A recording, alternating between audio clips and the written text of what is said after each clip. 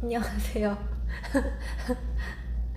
굉장히 뭔가 어색한데, 오늘 드디어 이제 Q&A 영상을 찍으려고 이렇게 앉았습니다.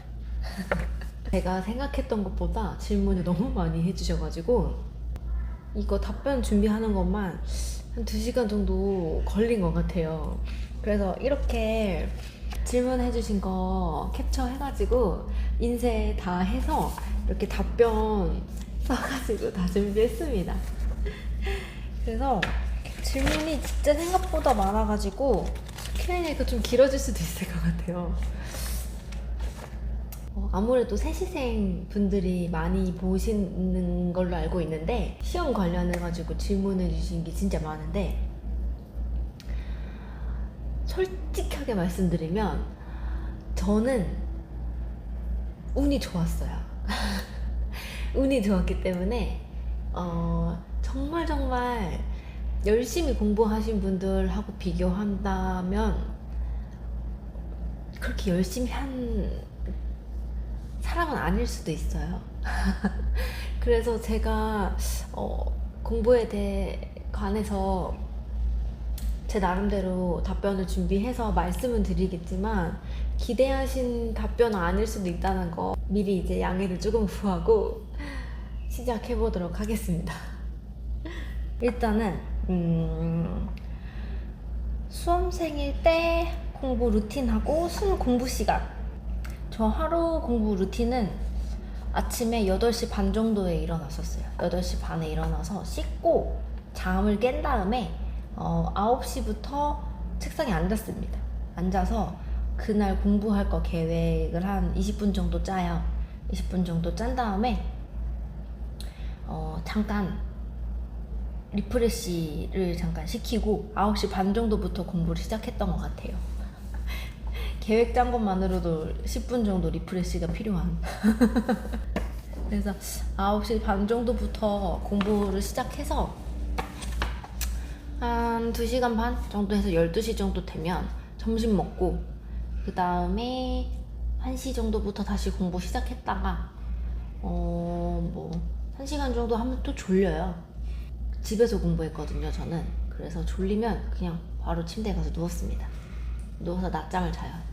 어차피 졸면서 공부하는 거는 머릿속에 하나도 안 들어오기 때문에 그냥 책을 덮었습니다.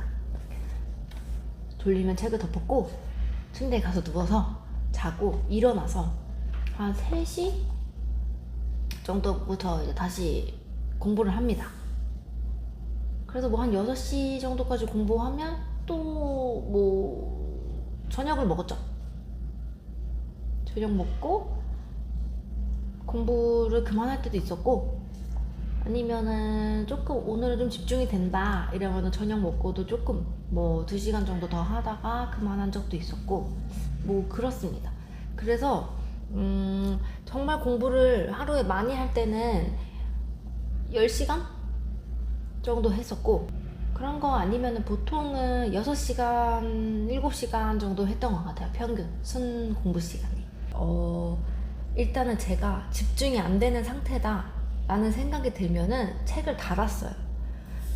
이게 무의미한 시간을 보내는 것보다는 집중이 안 되는데 억지로 공부하려고 하면은 스트레스도 받고 어차피 머리에 잘 안 들어오기 때문에, 그런 이제 무의미한 시간을 그냥 보내는 것보다는 게임하거나 야구 보거나 자거나 이렇게 조금 쉬는 게 훨씬 더 효율적으로 공부할 수 있을 거라는 생각을 했거든요.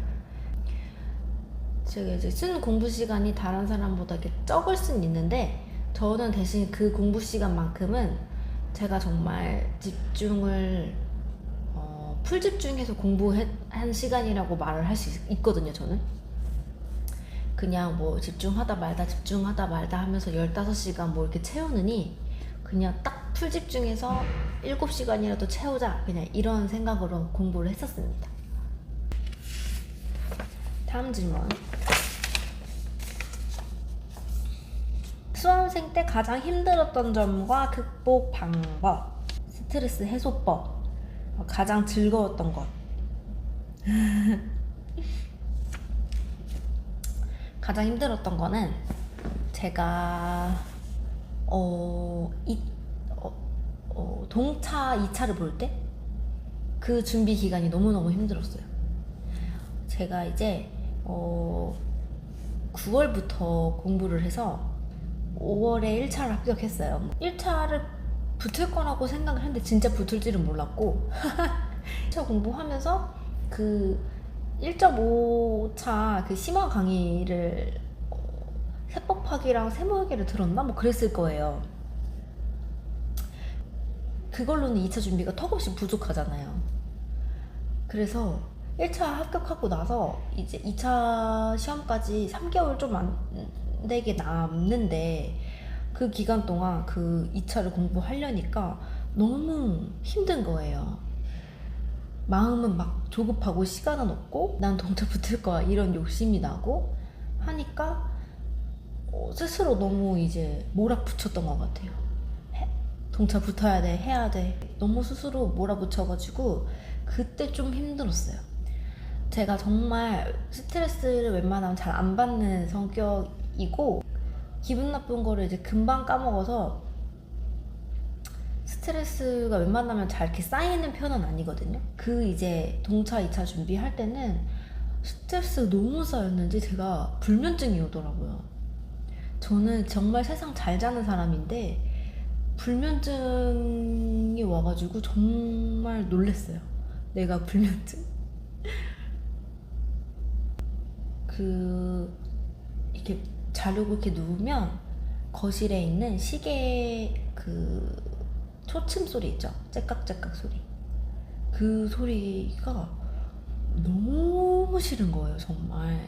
너무 크게 들리고 너무 싫고 그래서 진짜 던져서 깨버리고 싶은 생각도 했었어요. 근데 차마 이제 그러지는 못하고 건전지 빼놓거나 아니면은 시계를 이제 다른 방 안에다 넣어놓고 문 닫아버리던가 그랬는데도 잠이 안 오더라고요. 그래서 저는 그냥 잠 안 오면 억지로 자려고 안 하고 자는 거 그냥 포기했어요. 포기하고 그냥 책상에 앉아서 차라리 이 시간에 그냥 공부하자.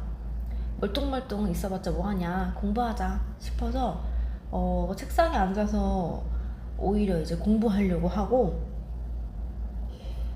그러다 보면은 또 이제 글씨가 점점 꼬불꼬불하게 보이고 졸려요.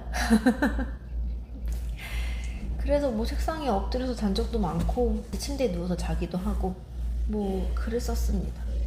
이 불면증이 근데 언제 없어졌냐면 이거 동차는 힘들다. 내가 이 동차를 할 수는 없겠다. 못할 것 같다. 라는 생각을 하면서 마음을 조금 놓으니까 없어졌어요. 없어졌고 그리고 2차 시험 끝나니까 더 상태가 좋아졌었고 정말 제가 스스로 조급한 마음이 드니까 거기에 스트레스를 정말 많이 받았던 것 같아요. 근데 이걸 제가 이제 놔버리니까 괜찮더라고요. 괜찮아졌었어요. 스트레스 해소법은 뭐 맛있는 거에 맥주 마시기 그리고 그 게임을 했었어요. 핸드폰 게임. 제가 게임을 좀 어릴 때부터 좀 좋아했었어요. 근데 이제 한번 게임 빠지면 이렇게 푹 빠지는 거를 스스로 아니까 많이 자제를 했는데 시험 공부할 때 이제 스트레스 받을 때 잠깐 그래서 했었죠. 수험생 때 가장 즐거웠던 거. 수험생 때 가장 즐거웠던 거. 뭐 딱히 기억에 딱 남는 즐거웠던 일은 없는 것 같고 그냥 뭐 공부 안 하는 날이 제일 즐겁죠 뭐. 그 밑에 지금 체력 관리 어떻게 했는지 궁금하다라고 하셨는데 제가 일주일에 한 번은 꼭 쉬었어요. 무조건 쉬었어요. 무조건 쉬었는데 뭐 그날이 이제 가장 행복한 날이었고 가장 즐거운 날이었고 그리고 공부하다가도 중간중간 이제 낮잠을 항상 잤었어요. 이렇게 이제 낮잠 자는 거, 그 다음에 일주일에 한 번 쉬는 거 이렇게. 그게 이제 체력 관리 비법이었던 것 같습니다. 세무사 공부할 때 외로움 어떻게 해결했는지, 뭐 힘내, 힘들지 하면서 정말 화이팅, 열심히 해, 열심히 하고 있으니까 할 수 있어, 이런 말들 와닿지 않는다고 하는데 무슨 말인지는 알아요. 저도 사실 나의 힘듦은 내가 아닌 다른 사람이 알아주실 수 없는 거기 때문에 그런 게 크게 와닿지는 않죠. 이게 결국은 공부라는 게 나 자신과의 싸움이잖아요. 그래서 내가 힘든 거 누가 알아주는 게 뭐가 중요하겠어? 라는 생각도 많이 했던 것 같아요. 그냥 내가 이렇게 고생한 거에 보상받을 거는 합격밖에 없다.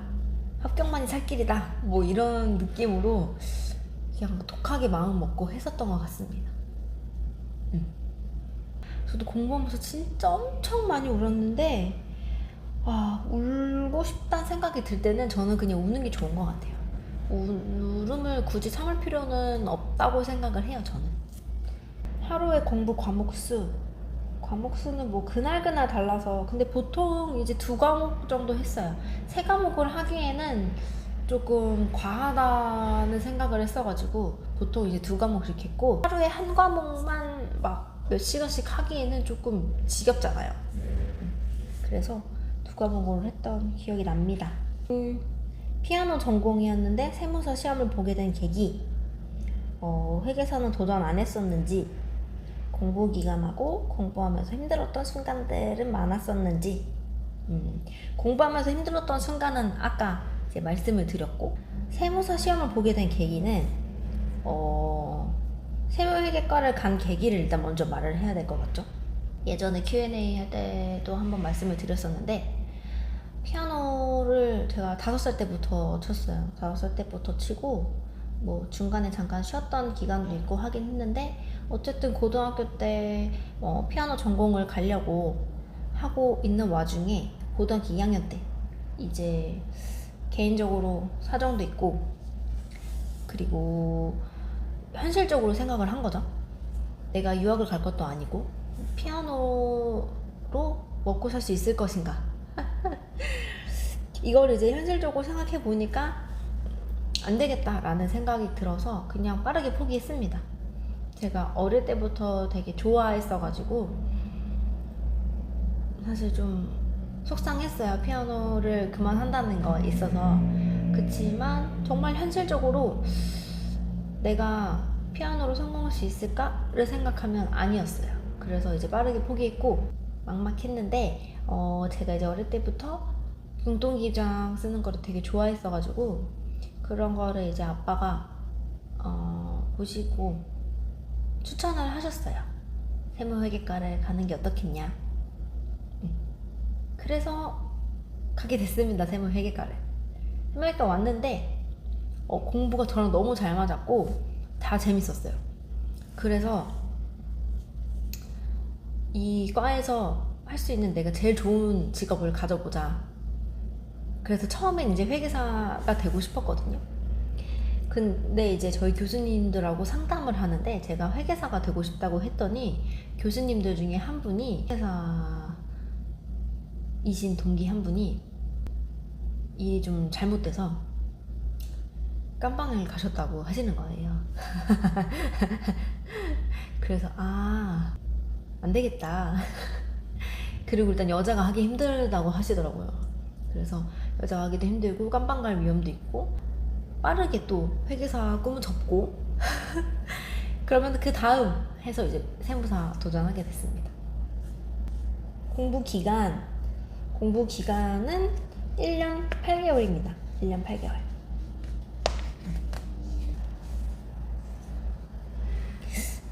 여분 30대 직장인이신데 제 유튜브를 보신다고 스트레스가 쌓일 때면 한 번씩 영상 보시고 스트레스가 조금이라도 줄어드셨으면 좋겠는데 도움이 되실까 모르겠네요. 파이팅 하세요. 돌아보면 직장인이 현실적으로 1, 2차 수험생활 가능하다고 보는지 저는 충분히 가능하다고 생각합니다.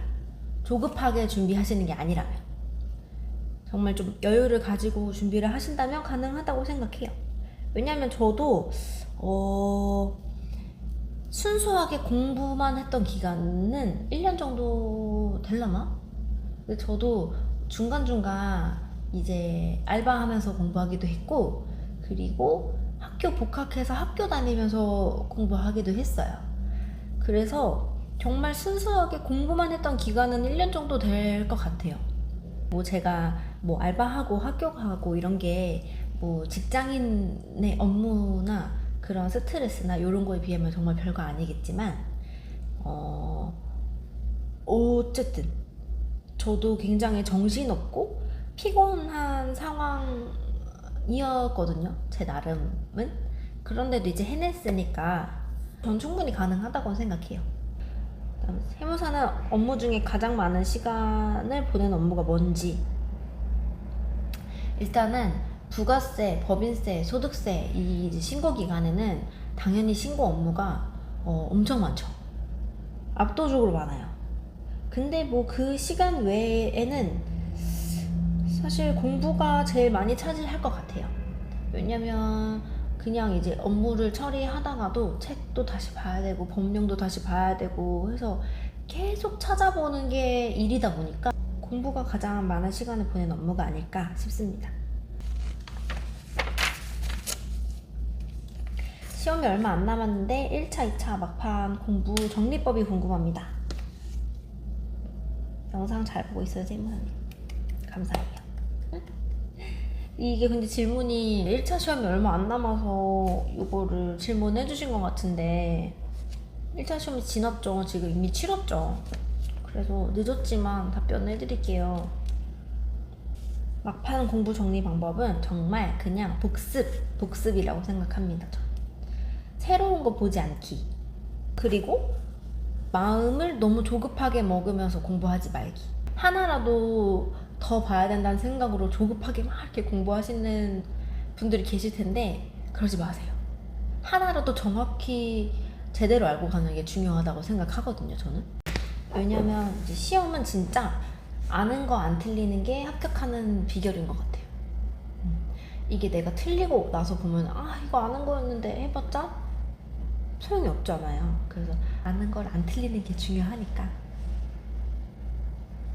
복습 위주로 정리하는 게 막판 공부법은 최고라고 생각합니다. 새로운 거 보지 않기. 솔로몬님, 우리 매주 댓글에 달아주시는 분이시죠 또. 세무사 시험 합격 수기, 시험 기간, 장소 등등. 수험 기간은 아까 이제 잠깐 말씀드렸지만 1년 8개월입니다. 1년 8개월. 제가 15년도 9월부터 공부를 해서 16년도 5월 달에 1차를 합격했었고, 그 다음에 동차 2차 시험 봐서 불합격 했다가 이제 대학교를 복학해서 공부를 잠깐 쉬었어요. 아까 말씀드렸다시피 스트레스 너무 많이 받고 그랬어서 공부를 잠깐 쉬다가 이제 17년도 1월 날에 다시 공부를 시작했죠. 다시 공부 시작해서 5월 달에 1차를 다시 한번 봤습니다. 혹시라도 이제 2차를 떨어지면 영어를 다시 하기 싫어서 미리 이제 유예 볼 수 있는 가능성을 남겨두려고 1차를 다시 한번 봤고 합격했어요. 그 다음에 2차를 봐서 유예 합격했습니다. 시험 장소, 저는 집에서 했습니다. 제가 집순이에요. 집순이라서 집에 있을 때 마음이 가장 편하기 때문에. 그 다음에 마지막 연애는 언제? 라고 질문을 하셨는데 진행 중입니다. 티내는 게 조금 부끄러워서 안 낼 뿐이고, 굳이 제가 뭔가 얘기할 때 남자친구가 이렇게 얘기하는 것도 좀 부끄럽고, 그리고 좀 TMI 같고 굳이 이 말을 해야 되나 싶기도 하고, 그래서 말을 안 했을 뿐, 네, 연애는 하고 있습니다. 그렇고, 수험생이 하는 연애에 대한 생각. 저는 좋다고 봅니다.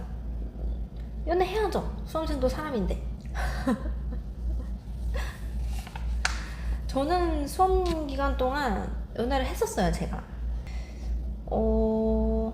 일주일에 한 번 쉬는 날마다 이제 거의 데이트 했었죠. 근데 그 연애가 공부에 약간 방해가 되는 수준이라고 하면은 뭐 당연히 안 되겠지만, 그런 게 아니라면 뭐 당연히 연애하고 살아야죠, 사람이. 그 다음에 유해생활 공부 방법이 궁금해요. 2기, 3기에 과목별 어떻게 공부했는지 궁금합니다. 세법학은 어떻게 하셨나요? 세8 세목 함께 진도로 나가셨나요? 저는 일단 중급회계랑 원가관리, 그 다음 세무회계는 진짜 정말 계속 반복했어요.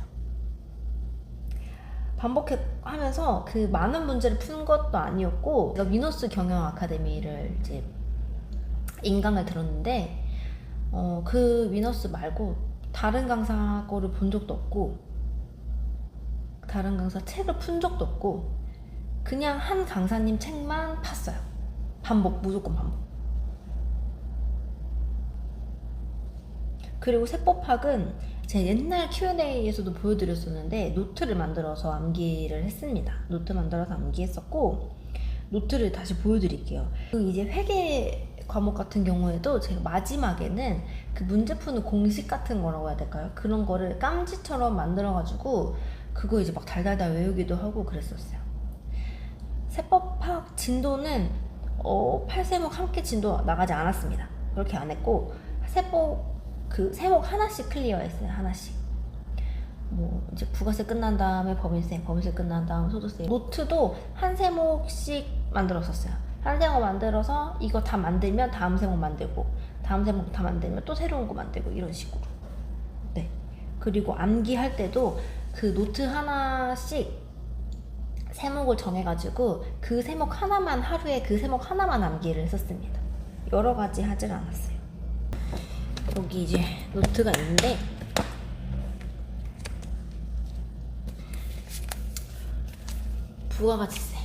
부가가치세 노트는 정말 제가 대학교 때 만들었던 노트예요.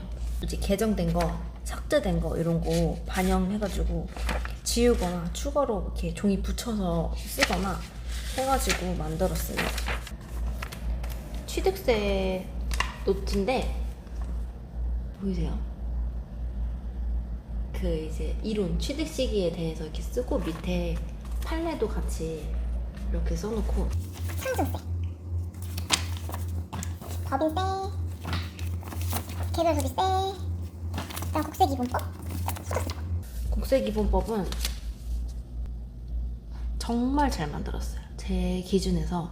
노트 만드는 게 시간은 정말 오래 걸리는데, 한 번 만들고 나면은 그 값어치는 정말 제대로 하는 것 같아요.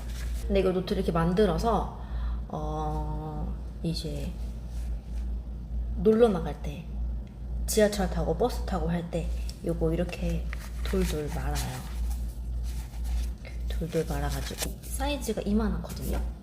그래서 이 크로스백 안에 이렇게 딱 넣으면 들어가요. 그래서 이거 넣은 다음에 버스나 지하철에서 외우면서 다니는 거예요.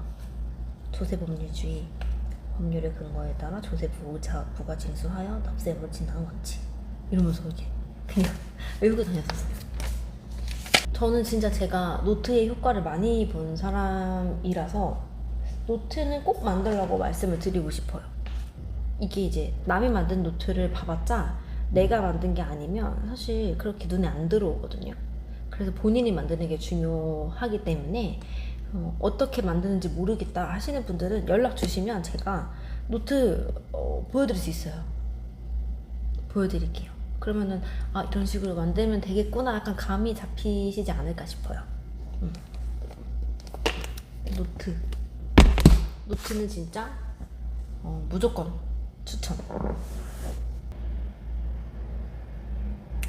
운동하면서 했는지, 운동 안 했습니다. 근데 지금 공부를 준비하시는 분들은 운동, 가벼운 산책이라도 하셨으면 좋겠어요. 안 그러면 진짜 허리 아작나요. 저는 운동을 안 했는데 허리랑 무릎이 진짜 안 좋아졌거든요. 그래서 무릎이 아직도 아파요. 그리고 제가 허리도 그때 너무 안 좋아져가지고 2번이나 삐끗했어요. 공부하실 때 꼭 산책 조금씩 꼭 하시길 바래요.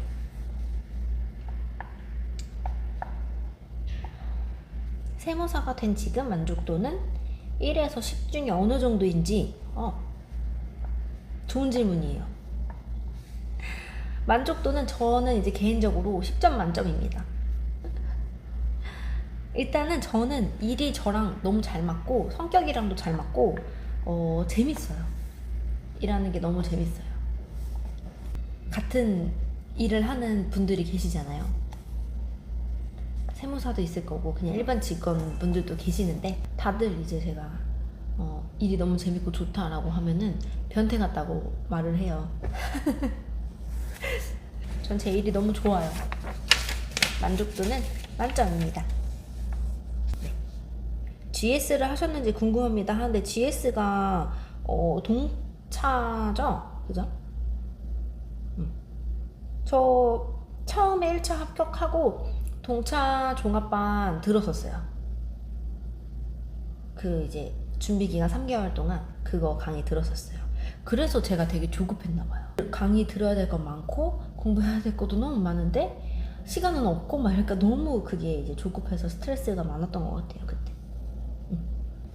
1차 시험 준비 방법 뭐 일단은 기본 강의 다 돌리고 그 다음에 객관식 문제 풀죠. 근데 저는 객관식 강의는 다는 안 들었고 저는 중급 회계하고 제가 재정학 이렇게 2개만 들었을 거예요. 왜냐면 저는 재정학이 진짜 너무 어려웠어요. 저랑 너무 안 맞아가지고 뭐 기본 그 선택 과목 같은 경우에는 그냥 기본 강의로 끝냈었고 그 다음에 원가 관리는 제가 예전에 그 대학교 다닐 때부터 좋아하고 잘했어요. 그래서 객관식 따로 안 들었었고 세법은 제가 1차는 말문제 위주로 준비를 했어가지고 안 들었습니다. 암기만 하면 되니까. 기출문제에 이제 타이머 재면서 문제 푸는 연습을 많이 했었죠. 회계 같은 경우는 저는 원가 관리부터 풀었었고 그 다음에 원가 관리가 전 되게 중요하다고 생각해요. 그래서 그 1차 때 원가 관리를 조금 마스터를 해놓아야 그래야지 조금 합격하기 쉬워지는 방향이 아닌가라고 생각합니다.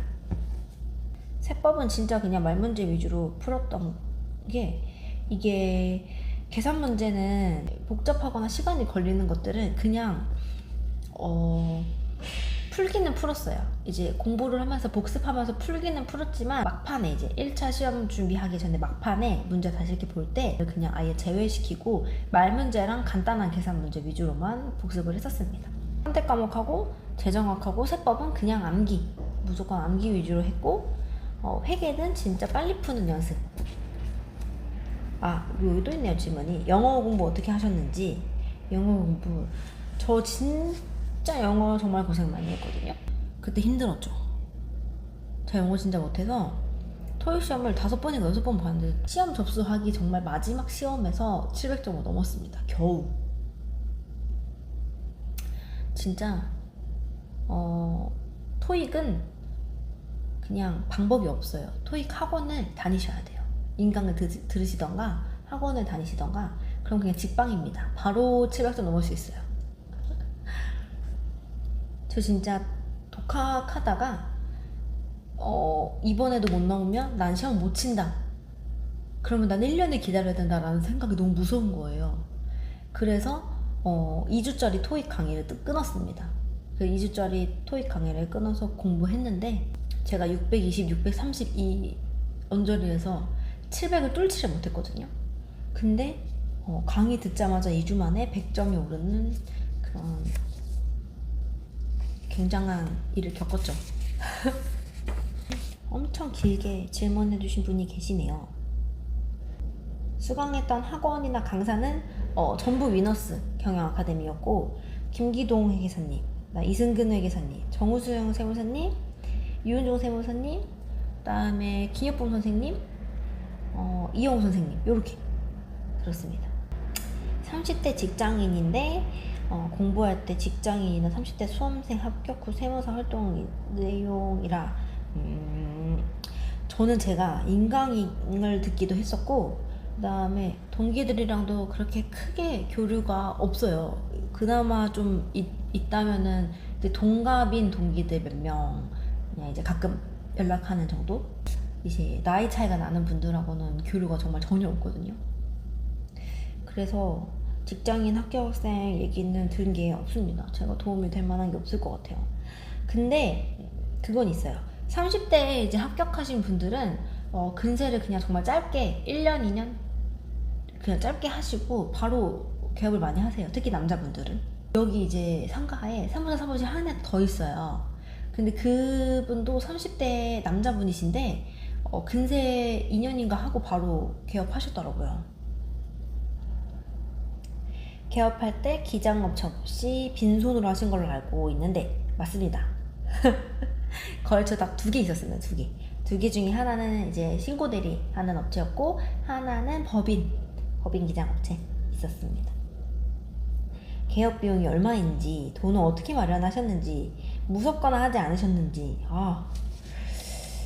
일단 개업 비용은 보증금이 3천만 원 여기 사무실 보증금 그리고 인테리어, 비품 이런 거 뭐 다 사는데 거의 이제 1,500만 원 정도가 들었어요. 그리고 뭐 기타 이제 수수료, 프로그램 사용료, 뭐 통신비, 뭐 이것저것 하다 보니까 초반에만 거의 이제 5천만 원 정도가 들었던 것 같아요. 네. 개업 비용 5천만 원. 돈은 어떻게 마련하신 건지 저는 신용보증기금에서 보증받아가지고 대출을 받았습니다. 1억. 저 빚쟁이에요. 1억 빚쟁이입니다. 무섭진 않았는지 좀 무서웠어요. 무서웠는데 개업을 하고 싶은 마음이 더 컸죠, 사실. 그리고 잘 해낼 수 있을 거라고 스스로 이제 믿었어요.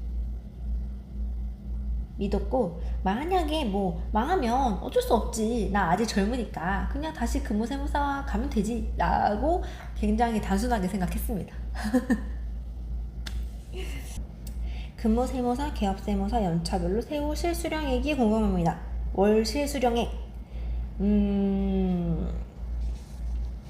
제가 근세 4년차 그러니까 이제 개업하기 바로 전에 다녔던 세무사 사무실에 마지막 퇴사 달에 급여를 한번 제가 찾아봤어요. 찾아봤는데 세후 실수령액이 정확히 273만 원이었습니다. 근데 이게 개인적인 수당 같은 거는 현금으로 따로 받기도 해가지고 실제로 연봉은 더 높았어요. 더 높았는데 기본급 자체는 세후 273만 원이었습니다. 4년차 때. 개업세무사 실수령액은 어렵습니다. 저도 아직 제 매출이 굉장히 작고 소중하기 때문에 정확히 뭐 어느 정도 될지 모르겠어요. 개인차가 너무 많이 나기 때문에 지금 제가 평균을 벌고 있는 건지 아니면은 평균보다 높게 벌고 있는 건지조차도 저도 모르고 있기 때문에 근데 지금 제 사무실 기준으로 1년이면은 근세 연봉은 채울 것 같아요. 채우는 거를 넘어서서 넘을 것 같아요, 연봉은. 하지만 이제 근세 때랑은 다르게 저한테 이제 고정비가 있죠. 월세와 관리비와 많은 수수료들. 그래서 그런 거를 빼고 나면 사실 남는 거는 근세 때보다는 못하죠. 브이로그와 별개로 시리즈를 만들어 주시는 게 어떤지 그런 이제 글을 남겨주셨는데 네, 저도 하고 싶습니다. 그 세금 상식 같은 거를 이제 10분 정도 내외로 준비를 해볼까 해요. 이제 하반기에 여유가 있으니까 도전해볼까 합니다. 그 이제 세금 상식 콘텐츠 말고 원하시는 콘텐츠가 있으면 말씀을 해주세요. 제가 한번 고려를 해보겠습니다. 네, 여기까지 일단은 공부 관련된 질문은 답변을 다 한 것 같아요. 도움이 많이 안 되실 수도 있는데 그래도 일단은 최대한 다 말씀을 드려봤습니다. 답변을 드려봤고 이제 개업 관련해가지고 물어본 질문들이 있어서 요거를 좀 답변을 해볼까 합니다. 개업 시 거래처가 수임되는 경로. 저희 일단은 소개로 오시는 분들이 있어요. 이제 거래처가 이미 되신 분들이 이제 주변에 사업자분을 소개시켜 주셔가지고 오시거나 이런 경우도 있고 아니면 지금 사무실이 신축상가에 있어요. 여기 지금 매장에 들어오시는 분들이 다 신규 사업자 분들이세요, 대부분. 그래서 업장 사장님들이 이제 세금 관련해서 잘 모르시니까 상담받으러 오셨다가 이제 기장 거래처가 되시는 경우도 있죠. 그리고 정말 그냥 지나가다가 간판 보고 오셨다고 하시는 분들도 계시고 유튜브 통해서 오신 분들도 계세요. 참 신기해요. 개업 시 특히 신경 써야 될 부분이 있다면 신경 쓸 부분이 준비해 보시면 알겠지만 하나부터 10까지 정말 신경이 많이 쓰여요. 제 브이로그 이제 첫 번째 편이 개업 준비기예요. 그래서 제가 그때는 이제 브이로그를 어떻게 하는지 잘 모르고 잘 몰라가지고 많이는 못 찍었는데 이게 그래도 사진으로 좀 많이 보여드리려고 넣어놓긴 했거든요. 그래서 궁금하시면 1편을 한번 보시는 게 어떨까 싶어요. 다 하고 나니까 되게 별거 아닌데 스트레스 많이 받았어요. 특히 이거 가벼. 이거 화딱지가 나요. 여기 보시면 얼룩이 굉장히 심하거든요. 이게 진짜 그래 다시 얘기해서 뭐해요. 인테리어 하실 때 시공에는 꼭 항상 옆에서 지켜보시고 말림하지 않는지 물건 이제 그 손에 잎이 있는 거 없는지 잘 확인하셔야 돼요. 꼭 확인하셔야 돼요. 네. 꼭 세무서 근처 아니라도 괜찮습니다. 저도 제가 세무서에서 저희 사무실이 차 타고 한 7분에서 10분 정도가 걸려요. 이 신호가 이제 걸리면 10분까지도 걸리고 신호 안 걸리면 뭐 7분 정도만 가더라고요. 요즘은 비대면 업무가 다 되다 보니까 굳이 세무서 근처 아니어도 괜찮습니다. 그 전에 이제 세무서를 가는 게 자주 갔던 그 이제 가장 큰 이유는 그 수임동이라고 해가지고 저희가 자료를 조회하려면 홈택스에 수임동의 신청을 해야 하는데 그게 이제 납세자분이 직접 홈택스에서 동의를 눌러주셔야 돼요. 근데 이제 그걸 잘 못하시니까 저희가 그냥 신청서 작성해가지고 세무서에 갖다 제출을 했었죠. 그래서 세무서를 좀 이제 많이 갔었는데 이제는 이게 인터넷으로 그냥 됩니다. 홈택스에서 인터넷으로 제출할 수 있기 때문에 뭐 굳이 이제 갈 일이 없는 것 같아요. 저 개업하고 세무서 진짜 딱 한 번이니까 2번밖에 안 갔어요. 지금까지 7개월 동안. 네. 실버 버튼, 골드 버튼까지 쭉쭉 가시라고 이제 댓글 주셨는데 실버 버튼이 만 명인가요? 10만 명인가요? 뭐 그 정도 되는 거 아니에요? 그렇게 못 갈 것 같은데요, 저. 될까요? 이게 지금 촬영을 1시간 넘게 거의 2시간 정도 됐어요. 2시간 동안 말하니까 목이 너무 아픈데 허리도 아프고 조금 기대해 볼게요. 키보드랑 마우스는 어떤 걸 사용하고 계실까요? 소리가 나던데 어디 거 쓰시는지 궁금합니다. 네, 그 키보드는 로지텍 게임 키보드예요. 그래서 아까 제가 그 상품명을 보니까 G512번이더라고요. 그거 사용하고 있습니다. 그리고 마우스는 상품명이 정확히 안 써있는데 마이크로소프트의 블루투스 마우스입니다. 거래처 4대 보험 업무는 어디까지 진행해 주시나요? 네, 4대 보험 업무는 이퇴사, 보수총회, 근로내용 확인 신고 뭐 다 대부분 해드립니다. 대신에 근로내용 확인서의 그 제출 대상자가 너무 많거나 저희가 이제 작년 11월 이후로 근로기준법이 바뀌면서 이제 급여 명세를 무조건 이제 근로자에게 지급을 해야 되는 걸로 바뀌었죠. 그래가지고 저희 지금 소규모 사업장 같은 경우에는 대신 작성을 해드려요. 제가 대신 해드리는데, 그게 이제 인원수가 5명이 넘는다, 그럼 이제 그때는 기장료를 상향 조정합니다. 네. 수험 공부할 때, 업무 볼 때 공부는 어떤 방식으로 주로 하는지. 수험 공부는 뭐 노트 만들어서 공부했다고 지금까지 말씀드렸고, 업무 보면서는 사실 노트를 만드는 게 쉽지가 않아요. 이게 그때그때 하는 업무마다 성격이 또 다르기 때문에 하다 보니까 조금 비효율적인 것 같더라고요. 그래서 그 뒤로는 그냥 스크랩을 합니다. 그 클리어 파일 있죠, 거기에다가 업무 주제별로 스크랩 해놓은 거를 그 하나씩 이렇게 꽂아놓고 포스트잇을 이렇게 목차를 붙여놔요. 내가 이 업무 했었는데 싶은 거는 클리어 파일 꺼내가지고 그 이제 주제별로 스크랩 해놨던 거 다시 꺼내보고, 새로운 게 또 있는지 찾아보고, 그런 식으로 공부를 합니다. 마켓컬리에서 시켜 드신 음식 중 가장 추천해 주실 만한 거 3가지. 일단은 첫 번째는 고구마 치즈 브리또. 네. 강추. 제가 되게 자주 먹죠. 그리고 그 푸드렐라라는 브랜드의 석쇠 닭갈비가 있어요. 석쇠 닭갈비가 진짜 맛있어요. 이게 맥주 안주로 최고예요. 그 불닭볶음밥이 있어요. 제가 편집할 때는 브랜드를 찾아서 넣어 놓을게요. 근데 그 불닭볶음밥인데 맛있습니다. 다음 질문. 개업세무사로서 의리되는 상황이 많은지. 지금까지는 을로 대하시는 분은 뭐 없었던 것 같아요. 의리되는 상황보다는 그냥 젊은 사람이니까 약간 못 믿어 하시는 게 더 많은 것 같아요. 이게 이제 어려 보이니까 아무래도 경험이 별로 없을 거라고 생각하시고 좀 잘 모를 거라고 생각하시는 인식이 조금 있으신 것 같아요. 그거는 뭐 제가 젊다는 사실을 바꿀 순 없는 거니까 그냥 물어보시는 거에 대해서 그냥 똑띠 이렇게 답변해드리면은 인식이 좀 바뀌는 것 같아요. 사장님들이 나이가 좀 있으신 남자분들 상대법 힘든 점. 저 예전에 근무세무사 할 때 한번 60대 사장님이 계셨어요. 남자 사장님이.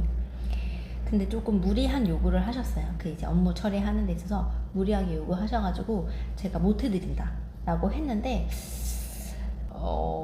어려서 감이 없어서 이 정도까지 해야 되는지 아닌지 모르는 거 아니냐라는 뉘앙스로 약간 말씀을 하시더라고요. 그래서 그런 거 아닌데 우리 대표 세무사님도 안 된다고 했는데 그래서 좀 이제 큰 소리가 오고 간 적이 있어요. 그랬는데 뭐 결국 제가 이겼습니다. 왜냐면 대표 세무사님도 안 된다고 했던 부분이니까. 네. 근데 그 이제 나이 많은 분들은 남자분들도 그렇고 여자분들도 그렇고 말이 안 통하시는 분들이 가끔 있어요. 가끔 있는데 그럴 때는 그냥 법령 이렇게 들이밀면서 맞는 말만 하면 됩니다. 맞는 말만 하면 그냥 수긍하세요. 어쩔 수 없이. 어쩔 수 없는 거니까. 진짜 이상하신 분 아니면 대부분은 그냥 수긍하세요. 처음에는 이제 막 이렇게 노발대발 하시다가도 법령 딱 들이밀고 판례 딱 들이밀면 이제 수긍하십니다. 다음 질문.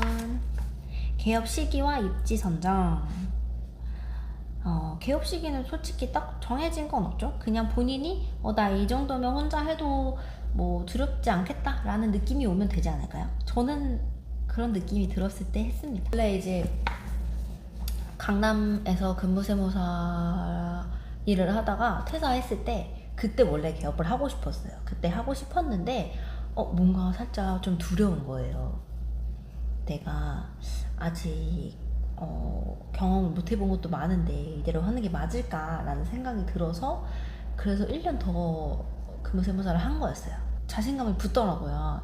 내가 혼자서 모든 업무를 다 완벽하게 할 수 있는 건 아니지만 그래도 하나하나 이제 하면서 해나가다 보면은 할 수 있겠다라는 생각이 들면서 조금 두려운 게 사라져서 그래서 개업을 하게 됐습니다. 저 같은 경우는.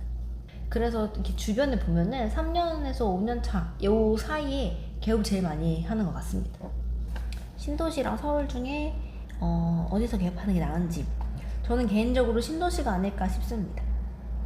서울은 이미 그 이제 세무시장이 거의 포화 상태잖아요. 굉장히 많아요.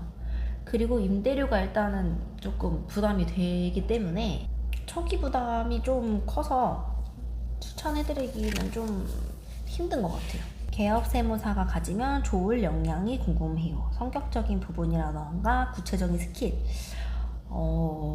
일단은 상반기에 일이 몰리는 걸 견딜 수 있는지 이게 좀 중요해요. 이거 그 일이 한 번에 몰리는 거를 못 견디는 분들이 계시더라고요. 제가 이제 일을 해보니까 주변에 그 직원분들 같은 경우에 그런 걸 못 견뎌서 그만두신 분들을 봤어요, 실제로. 그리고 결국은 이것도 서비스업이다 보니까 친절한 화법도 중요한 것 같아요. 친절한. 그 다음에 꼼꼼한 성격도 중요하고, 이제 실수 한 번으로 좀 금액이 크게 왔다 갔다 할 수도 있는 일이다 보니까 집착을 좀 하는 성격이다 라고 하면 조금 힘들 수도 있어요. 업무가 안 맞을 수 있어요. 이제 이것도 제가 일을 하면서 봐왔던 분들이 있어서 그런 건데, 그냥 덮고 넘어가도 되는 문제가 있어요. 덮고 넘어가도 되는 것들이 있는데 그거를 굉장히 집착하시는 분들이 가끔 있어요. 근데 이걸 집착을 하면 일을 못해요. 그 스트레스 받아요. 왜냐면 본인은 이게 아닌 것 같거든요. 이거를 해결하려고 자꾸 집착하는 거예요. 그러다 보면 이제 스트레스 받죠. 그래서 일 힘들어 하시는 분들도 봤어요. 업무 스트레스를 좀 많이 받으시더라고요. 구체적인 스킬은 따로 없을 것 같은데, 뭐 이런 것도 스킬이라고 할 수 있는지 모르겠지만, 저 같은 경우는 법인세랑 소득세를 할 때 납세자분한테 제가 신고서를 작성해서 나온 세액보다 조금 더 높이 불러요. 높게. 뭐 원래 같으면 신고서를 작성해 보니까 100만 원이 나왔다 그러면은 한 130 정도로 불러요. 이 정도 나왔어요, 사장님. 이렇게. 그러면은 무조건 다시 줄여달라 하시거든요. 얼마가 나오든 일단은 납세자분은 무조건 줄여달라 그래요. 제가 100만 원이 나왔다고 해도 줄여달라고 하기 때문에 사장님 줄여서 100만 원이에요 라고 이제 다시 말씀드리면 오케이 하시는 분이 계시고, 대부분은 이제 오케이 하시는데 그래도 줄여달라고 이제 하시는 분들이 조금 있어요. 그럴 때는 이제 조금 상의를 하죠. 어느 부분에서 조금 더 줄일 수 있는 방법이 있을지 얘기를 해보고, 조율이 되면은 이제 조율되는 대로 처리해드립니다. 여기 또 긴 질문이 나왔네요. 완벽주의적인 성격임과 동시에 업무를 완벽하게 하지 못하는 것에 약간 두려움이 있는데 2년 정도 근무세무사로 하고 개업할 때 무리가 없을지. 근세를 2년 하고 개업하신다고 하면 뭐 업무 혼자 진행하시는 거 무리는 없죠. 할 수는 있어요. 근데 이게 성격이 조금 걸리네요. 저는 완벽주의적인 성격이라고 하시니까 업무 자체가 성격이랑 잘 안 맞으실 수도 있다는 생각이 조금 들어요. 개인적인 생각이에요, 이거는. 왜냐면 제가 방금 이전에 말했지만 그 집착하시는 분들이 스트레스 많이 받으시거든요. 근데 그런 분들이 조금 완벽주의 성격을 좀 갖고 계세요. 그래서 업무가 성격이랑 좀 잘 안 맞으실 수도 있지 않을까라는 걱정이 조금 듭니다. 개업한 지 반년 정도 지났는데 맡고 있는 업체 수, 나 근무세무사로 일할 때에 비해서 부가적인 수입을 제외하면 어느 정도 되는지. 네, 현재 기장거래처가 23개입니다. 20개가 넘었어요. 23개가 됐습니다. 개업을 하게 된다면 전주에서도 무리가 없을까요? 이거 조금 애매할 것 같아요. 왜냐면 주변에 아무래도 사업자가 많아야 거래처도 이제 많이 늘어나는 거잖아요. 제가 알기로는 그 이제 지방에서 개업하신 세무사분들이 그 지방마다 그렇게 많지가 않아요. 그 세무사회에 그 지방마다 개업한 세무사들이 몇 명인지 이제 나오거든요. 그래서 그분들이 거의 이제 이미 시장에서 자리를 딱 잡고 계시기 때문에 딱 그 지방에서 개업하시면 새롭게 이제 거래처 두시는 게 조금 애매하지 않을까 싶어요. 상담은 시간당 얼마를 받는데 시간 계산법 기준이 애매할 것 같다. 깎아달라고 한다던가. 상담료는 제가 상담을 예약할 때 미리 고지를 합니다. 지금 제가 상담이 15분 이내로 끝나면 무료로 해드리고 그 시간을 이제 넘어가면 5만 원을 받아요. 5만 원을 받는데 이거는 이제 미리 고지를 하기도 하고 제가 상담하면서 업무 비관련 얘기를 저 자체가 안 꺼내기 때문에 그런 문제는 없었어요, 지금까지. 근데 그건 있어요. 신랑이가 있는 거는 딱 그거예요. 세금을 더 줄여주세요. 아니면 상담료 말고 그냥 수수료, 이제 용역 수수료 같은 거 깎아주세요. 이런 거. 납부세액을 계산할 때 어떤 조건이냐 따라서 산출액 계산까지 소요되는 시간이 다 다를 텐데 그거에 대한 비용도 고객이 납득을 잘 못할 것 같다. 어떻게 조율이 되는지 이것도 업무 난이도에 따라서 미리 산정해가지고 보통은 안내를 합니다. 근데 이제 안내를 하면서 말씀을 드려요. 업무 난이도가 만약에 이제 생각한 것보다 높다면 조금 더 상향 조정되실 수 있다 라고 말씀은 먼저 드려요. 용역 같은 경우 그냥 간단한 용역은 계약서 따로 작성 안 하는데 큰 용역 같은 경우는 계약서를 미리 작성을 합니다. 그래서 수수료를 이미 안내를 하는 상태에서 작성하고 사인하시기 때문에 보통은 계약서 작성할 때 미리 조율을 하는 편이고, 조율을 했다가도 업무 난이도가 좀 높았다라고 하면은 추가 비용이 발생합니다 라고 말씀드리면 그냥 오케이 하시거든요. 그래서 뭐 아직까지는 그렇게 큰 마찰은 없었어서 모르겠어요. 이게 신고를 했다가 돈을 안 준다 그러면은 신고 취소도 할 수 있거든요. 그래서 뭐 돈 안 준다 그러면 신고 취소하면 됩니다. 그럼 그 사람은 그냥 무신고가 되는 거예요. 그런 것도 있고, 뭐 신고가 아니라 이제 세무서에 소명하는 작업이나 이런 거였다면 돈 안 주면 뭐 소명 안 해드리면 되죠. 저도 돈 안 주시면 추가 일을 안 하면 되는 거니까. 근세 때 어디를 가야 개업시 도움이 많이 될지. 여기 뒤에 같은 질문 해주신 분이 계세요. 어떤 곳에서 근무 세무사는 하는 게 좋을지. 이거는 제가 진짜 딱 말씀드릴 수 있는 게 제가 정말 보수적인 곳, 그 다음에 정말 공격적으로 처리하는 곳을 두 군데를 경험을 해봤고, 그 다음에 중간인 곳도 한번 경험을 해봤어요. 수습 때는 정말 딱 중간 정도였고, 보수적인 곳이랑 공격적인 곳 둘 다 경험해보는 게 일단 제일 좋아요. 제일 좋은데 만약에 둘 다 경험하기 힘들다면 조금 공격적인 곳을 가는 게 좋지 않을까 싶어요.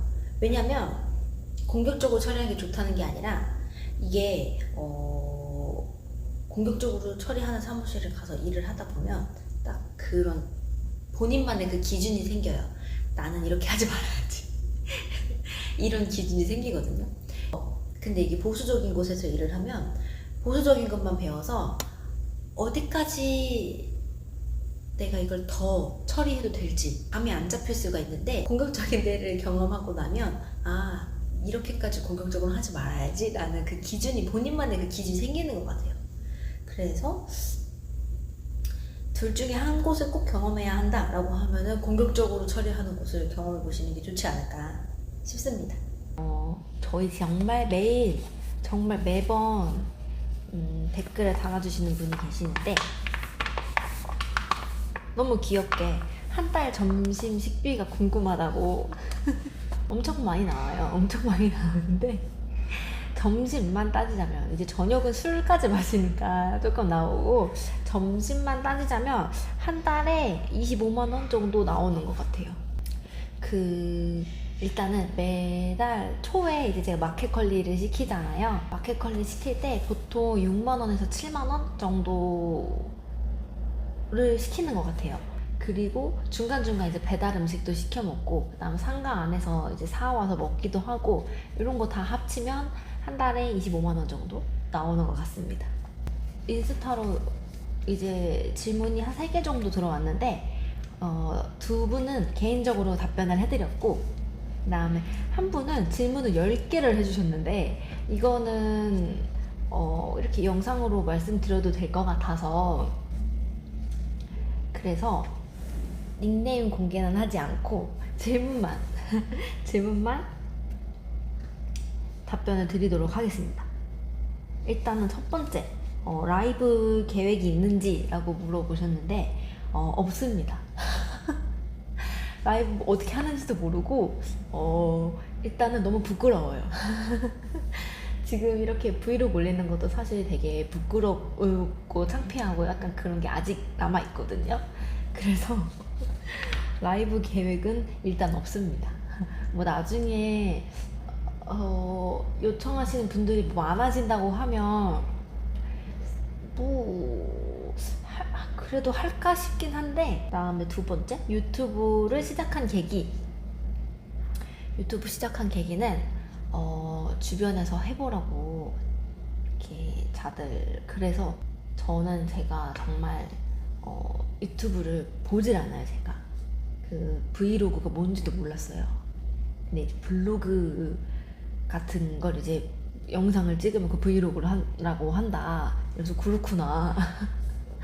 이걸 제가 하게 될 줄도 몰랐는데 해보라고 자꾸, 그래서 어떻게 하는지도 모른다.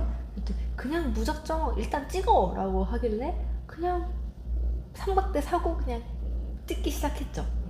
그래서 뭐 찍고 편집하고 뭐 하다 보니까 이렇게 됐습니다. 유튜브 하는데 저도 이제 점점 이게 하면 할수록 저도 뭔가 재미가 있어요. 조금 편집은 힘들지만 이 편집한 거를 올리고 사람들이 그래도 좋아해 주시는 분들이 계시니까 뭔가 재미있는 거예요. 그래서 요즘에는 재밌게 하고 있습니다. 힘들지만. 구독자가 얼마나 갈 것 같은지 어렵습니다. 어려워요. 일단 당장은 2,000명이 목표고, 최종적으로는 제가 뭐 되게 낮게 기준을 잡은 건지 저도 잘 모르겠지만 한 2만 명 정도? 그러면은 이제 되게 뿌듯하고 좀 그럴 것 같아요. 2만 명? 욕심이 조금 더 욕심 부려도 될까요?